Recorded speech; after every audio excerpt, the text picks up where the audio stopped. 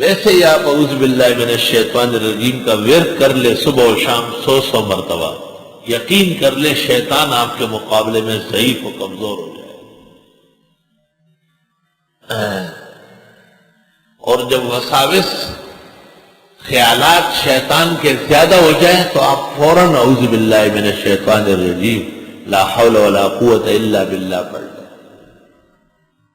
اب بات سن لو ذرا، توجہ کر لو، اور وہ یہ ہے کہ یہ کلمہ اللہ تعالیٰ کے پاس پناہ لینے کے لیے ہے اور شیطان مردود سے بچنے کے لیے ہے، تو اس کا قرآن سے کیا تعلق ہے؟ ہم نے پہلے کہا ہے کہ یہ قرآن کے لیے آیا ہے، اذا قرأت القرآن، جب آپ قرآن پڑھنے لگے فاستعذ باللہ من الشیطان الرجیم۔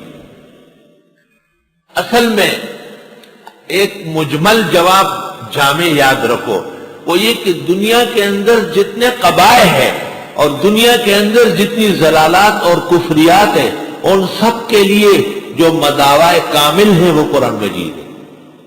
ہر مذہب کا، ہر فتنے کا، ہر فرقے کا، بلکہ ہر مرض کا شفا قرآن مجید میں، وَنُنَزِّلُ مِنَ الْقُرْآنِ مَا هُوَ شِفَاءٌ وَرَحْمَةٌ لِّلْمُؤْمِنِينَ۔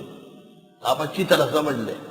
اور دنیا کے اندر شیطان جتنے حملے کرتا ہے تو یا تو بیماری کے ذریعے کرتا ہے، آدمی کا عقیدہ کمزور ہو جاتا ہے، اعمال پست ہو جاتے ہیں، یا دشمنی کے ذریعے کرتا ہے، یا وسوسے کے ذریعے کرتا ہے، یا حسد کے ذریعے کرتا ہے، اور یہ سب کے سب قرآن سے دور کرنے والی چیزیں ہیں۔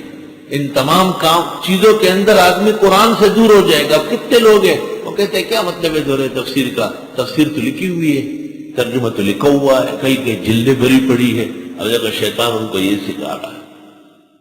اور اس کے درمیان میں ایسے بھی یواقیت و مرجان نکلتے ہیں کہ وہ کہتے ہیں نہیں، وقت قیمتی بنانا ہے، اگر ایک صورت بھی صحیح طریقے سے سمجھ میں آ گئی ہے تو پوری کائنات سے بہتر ہے، پوری کائنات سے بہتر ہے۔